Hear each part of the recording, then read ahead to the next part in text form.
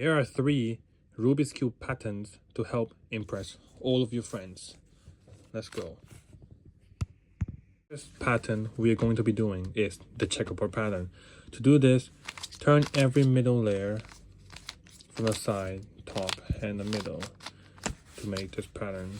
The second pattern is going to be the flower pattern.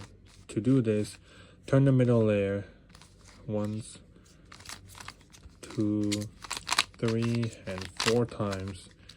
The final pattern that we'll be doing is going to be the cube in a cube pattern. To do this, hold the cube in any position and then do these moves.